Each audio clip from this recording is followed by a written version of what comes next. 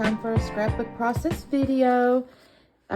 This is my photo, and it's my little girl. She was 6 weeks old, and I'm going to document this little bracelet. It's hard to see because it's so tiny, but she has a little bracelet on, and this was actually a bracelet that I came home in the hospital, and this is her little, I put this on her. She actually came home in it, and then also have this little photo here. Now, the dress my aunt made, it's really beautiful. It's like the whole, it's hard to see in here because it's so light against the white blanket. I contemplated calling this Dazed and Confused. I mentioned this one other time, but I'm not going to do that because this is, the collection I have is, the Simple Stories, The Simple Life. It came in the Scraproom, November 2022 Scraproom Flavors of the Month. And I think the colors go pretty good. I'm trying to make my way through these older kits anyways. And it does kind of have this soft, you know, pastel-y blues and things like that. So I think I can make this work. I don't know about this dark gray cardstock, but this background here, there's a pretty white wood grain here. So I might can do something with that. We'll have to see.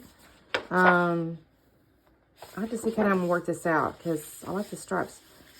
I don't know, though. I can't know if I put the stripes on that. I might have to. We'll see. We'll see. Because I actually have a sketch, y'all, that I wanted to kind of use here. Hang on just a second. I should have had this ready. It always times out on me.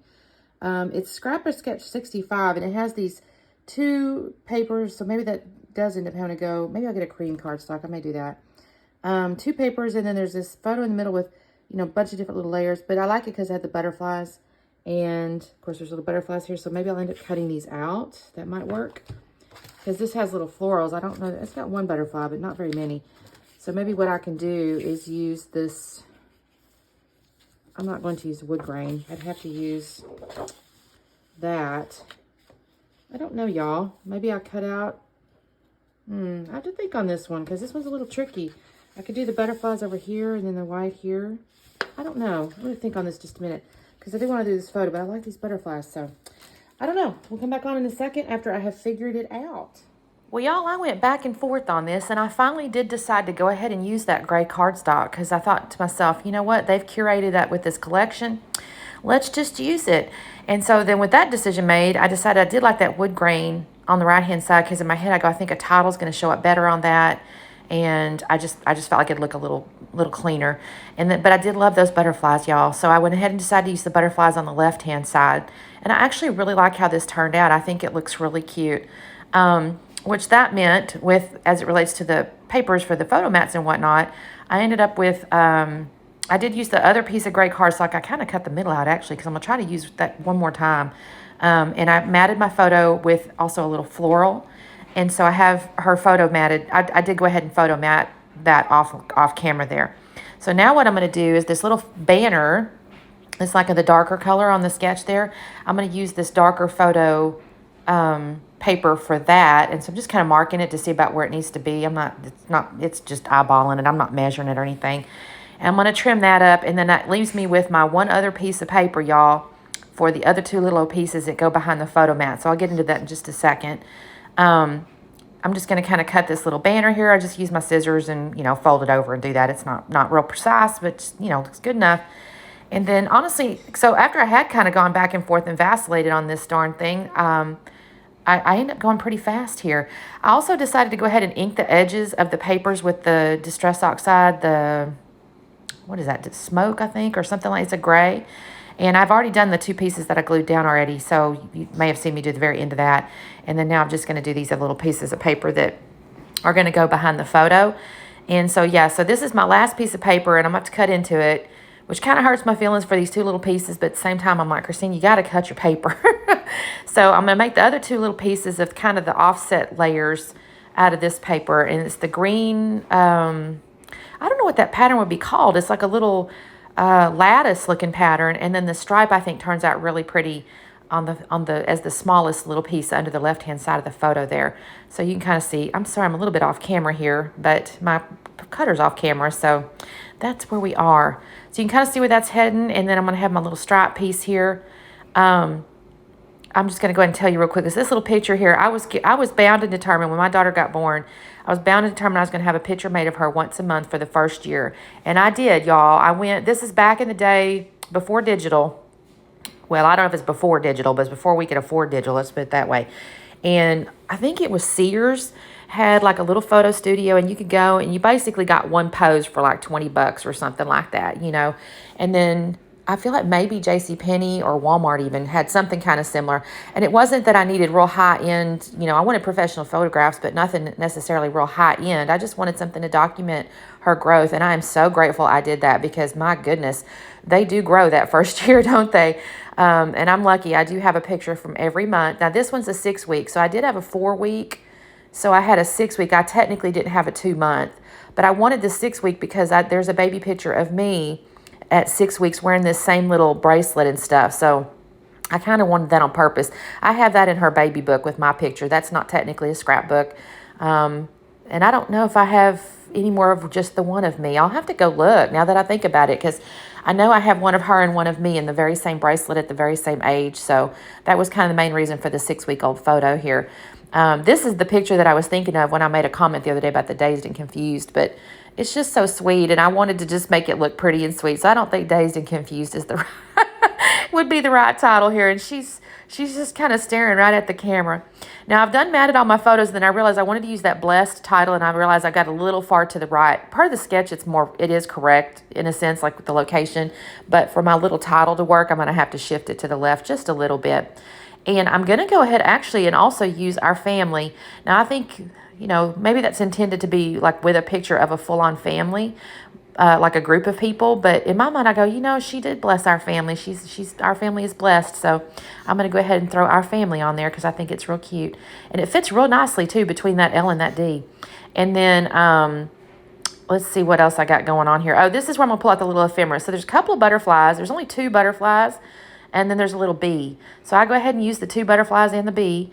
And then it fortuitously came with a little round element. So that's going to go in that lower right corner. Actually, this worked out pretty well. The only thing I kind of added is the little black and white line drawings of the florals. That one, that's not the one I stick with. I get a bigger one in just a moment. But I add a couple of these little black and white line drawings because I did have them. And y'all, Saturn keeps trying to ooch over. I'm going to have to think about something because I don't mind her being in the videos sometimes. But my goodness, lately she has just been, I mean, very intrusive. Maybe because we went on vacation. I did go ahead and add this label too behind all that stuff because I felt it was kind of, my title was a little wider and I felt like maybe I needed to bring out my little cluster a little bit. So I went ahead and did that. I'm going to start gluing my little pieces and stuff down now here. This little butterfly, I'm going to put foam behind the wings. I do that regularly. If you watch me at all, you'll see that. I don't think that's really all that uncommon, to be honest with you, but I'm going to put foam behind my wings. The kit also came with 3 little, I guess you'd call them little flares. They're little round ones. I'm going to use 2 of them, kind of where they have the hearts. Let me think just a second here. I use those where the little hearts are in the lower part, but the upper one, since I kind of used the floral and the bee, I kind of counted that as the floral was the butterfly and the bee was the heart, if that makes sense. So I don't add a flare up there. At least I don't believe I'm pretty sure I don't. Because one of them is a little clock, and I like that, and then one's like an F. But I think the other one actually says family, and I don't know that that would make any sense. So I didn't use that one. I think I just used the 2. What am I doing? I think I'm just adding little foam pieces behind these wings and stuff like that. So I don't actually add any mixed media other than a little bit of ink I've already done. I kept this one pretty simple, y'all, and I really kind of literally followed the sketch, or at least pretty much literally, right? My bee's not a butterfly or whatever up there in the top, but, and my title's slightly different. I guess I tweaked it just a tad, but generally speaking, I pretty much followed the sketch. And I'm kind of not unhappy with that. It kind of went pretty quickly. You know, when you follow a sketch exactly, sometimes it does just flow because you don't have to think too hard at all. And look at Saturn. She's just supervising there. I love how her little head just follows my hands. I'm often wondering, is she trying to look at me so she can do something? Is she really just all that interested? I keep thinking I need to get her like a little seat or something maybe that can be propped up over the table, but then I'm convinced if I spend that kind of money and do something like that, she'll never sit in it. So I don't know. I need to figure out something though, because she's darn sure all up in the business all the time anymore. Although maybe I just need to give her too much love and she'll walk off. I don't know. If I try to hug her, she doesn't care for it. So I don't know. Maybe I'll just push her a little bit. So here's me getting my last little butterfly down. And let me see here. I'm trying to, I think I put a little bit of foam, I think, up underneath the top edge of that floral as well. So I'm going to glue that down with the Nuvo. I do use Nuvo glue basically in the middle of the butterflies and the bottom of that little floral too. I'm sorry, I might should have cut some of this out because it's a little bit maybe repetitive, maybe not. Maybe you like to see stuff glued down. I don't know.